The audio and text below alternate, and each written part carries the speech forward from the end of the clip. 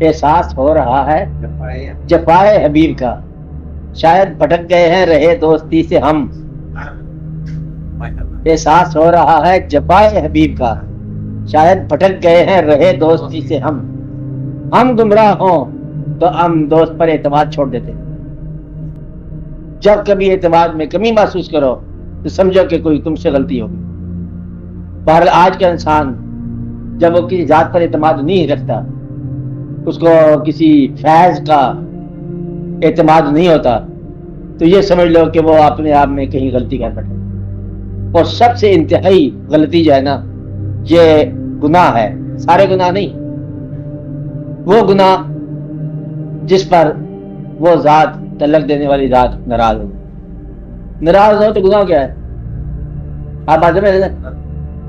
ایک نہ ایک ایسی غلطی ہوتی ہے جس پر وہ ذات ناراض ہو، تو گویا کہ ہم گناہ کس کو کہیں گے؟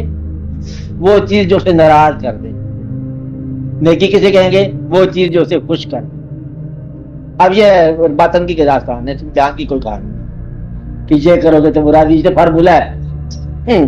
میں نے پہلے بتایا فارمولے کی عبادت اور فارمولے کا تعلق، یہ جنرل کیڈر، یہ فارمولے کی عبادت ہے، یہ کرتے جاؤ، یہ فارمولے کا تعلق ہے، یہ کرتے جاؤ، خیرات کرتے جاؤ، رشوت لیتے جاؤ، خیرات کرتے جاؤ، خیرات سے اللہ راضی ہوگا۔ اسے کیا پتا کہ رشوت کے پیسے ہیں؟ یہ نہیں بات۔ بہرحال مطلب یہ ہے کہ ایسا عمل جو اسے ناراض کر، چاہے حج کا عمل ہو، یتیم کے پیسے لے کے حج کر آیا تو گویا کہ اللہ کے دربار میں جا کے پہنچا، کیا میں آ ہی گیا ہوں؟ کیونکہ تیری گستاخی کہ تو میرے حکم کو وائلیٹ کر کے پھر میرے ہی پاس آ گیا، یہ ناراضگی کا باعث ہو سکتا ہے۔ دوسرا یہ رضامندی کا باعث بھی ہو سکتا ہے کہ غلطی کی پھر تمہاری پاس تو آئے۔ دونوں صورتیں ہیں۔ اب یہ آپ کا فیصلہ آپ کیسے محسوس کرو گے؟ اگر آپ میں اعتماد قائم ہے تو پھر غلطی نہیں، اعتماد ٹوٹ گیا تو غلطی ہوگی۔ آپ بات سمجھیں؟ سب سے برا گناہ وہ ہے جو دعا سے اعتماد اٹھا دے۔ ایسا گناہ جس کے بعد آپ کا دعا پر اعتماد نہ رہے، بس سمجھو کہ سب سے انتہائی گناہ ہو کہ دعا کی افادیت ختم ہوگی ذہن میں۔ اب دعا کو طبیعت نہیں چاہتی، یعنی کہ آمین کہتا ہوں تو گلے میں اٹک جاتی ہے۔ یہ ہے برا گناہ کہ جس کے بعد دعا نہیں کر سکے انسان۔ تو گناہ وہ جو دعا چھین لے۔ کون سا گناہ ہے؟ جو دعا چھین لے۔ اس لیے اس بات کا، چاہے وہ تکبر کی عبادت ہو یا عبادت کا تکبر ہو، اگر مغرور آدمی یا عبادت کا غرور اس میں ہو اور وہ دعا کے لیے کیا ضرورت ہے، میں تو آپ کا سارا حق ادا کرتا رہتا ہوں جی، نماز بھی پڑھتا ہوں، آج بھی کرتا ہوں، سارا کام ہم کرتے ہیں، مطلب کوئی بادشاہ ہو اسے کہا جائے بھی خیال کرو، وہ آگے سے جواب دے دے دیکھو جی میں حج بھی کر رہا ہے، عمرہ بھی کر رہا ہے، نماز بھی پوری پڑھتا ہوں، زکات بھی دیتا ہوں، سارے کام میں نے ٹھیک ہی ہے، اب اس میں میرا خوف کس بات کا؟ اسے کہا کہ رعایا کا برا حال ہے، کہتے پر رعایا کا برا حال اس کے تو ہم نہیں ذمہ دار، ہم تو یہ عبادت کر رہے ہیں۔ بادشاہ سے اس کی عبادت نہیں پوچھی جائے گی، بادشاہ سے رعایا کا حال پوچھا جائے گا۔ آپ بات سمجھ رہے نا؟ اگر رعایا کا حال برا ہے تو بادشاہ کی عبادت اس کے کام نہیں آئے گی، کیونکہ اس کو اس کے شعبے میں جانچو۔ اسی طرح کا کہ دفتر کا ایک آدمی ہے، افسر ہے، کہتا ہے میں تو نیک ہوں، باقی سارا جو لوور سٹاف ہے میرے سے محتاط سارے برے لوگ ہیں، اس کے محتاط میں جو برائی ہے تھوڑا سا اثر کرے گی، نیکی نہیں اثر کر سکی تو برائی اثر کرے گی۔ اور جس طرح ہم کہتے ہیں نیک محفل میں نیکی پیدا ہوتی ہے تو بری محفل میں برائی پیدا ہوتی ہے۔ آپ اگر نیک صحبت میں نہیں ہوتے تو بری صحبت میں ہوتے ہوتے برائی کا اثر کرے گی۔ اس لیے ہم یہ کہتے ہیں کہ اگر تعلق قائم ہے، اعتماد قائم ہے، سارا وقت اپنے آپ کو اللہ کے تقرب اگر دیکھنا ہو، اعتماد دیکھو، اگر اس کے فضل پر اعتماد ہے سمجھو کہ زندگی ٹھیک جا رہی ہے۔ آج کا انسان پریشان، میں کہہ رہا تھا، اگر ہے کسی وجہ سے، اس کی وجہ یہ ہے کہ اعتماد اس کا ٹوٹ گیا۔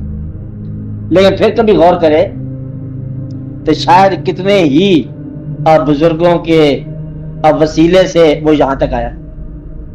آپ نے آباء و اجداد میں دیکھے کتنے بزرگ اس میں شامل ہوں گے، اور کتنے نیک لوگوں نے نیکی کی دعائیں کرتے کرتے آپ تک وہ آیا قافلہ حیات کا۔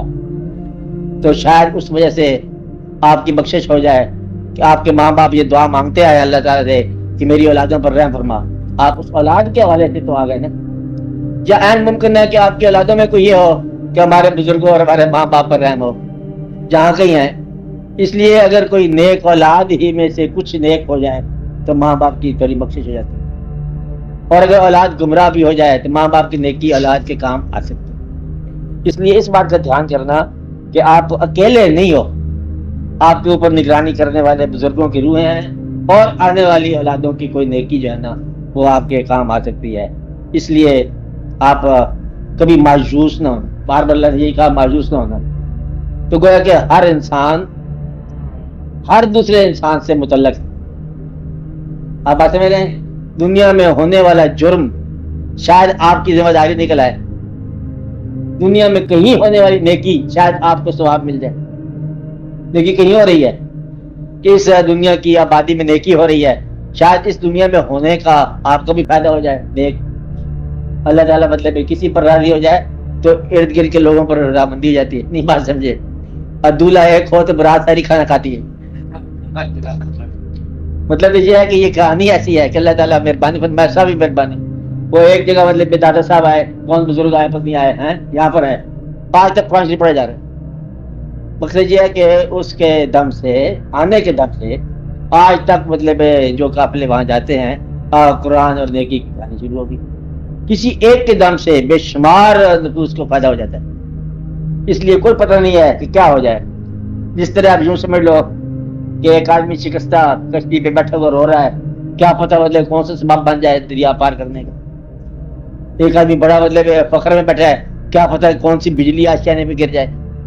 اس لیے یہ عجب کہانی ہے کہ آپ کے ہر چیز میں ہر دوسری چیز پیدا ہو سکتی ہے. اس لیے آپ نے آپ کو نہ کبھی سیکیور سمجھو نہ انسیکیور سمجھو، نہ محفوظ سمجھو نہ غیر محفوظ سمجھو. بس آئندہ اس کے فیصلے کا انتظار کرو. جب آپ کہتے ہیں کہ میں بہت محفوظ ہو گیا، پچھلے دور کا بھی آپ نے دیکھا ہو، بھٹو صاحب کا زمانہ تھا، پچھلا زمانہ تھا نا، انہوں نے ایک سیکورٹی فورس بنائی تھی، سیکورٹی کو محفوظ کرنے والی. میرا خیال ہے کہ انہی کی گواہی پر بدلے دیتا رہا.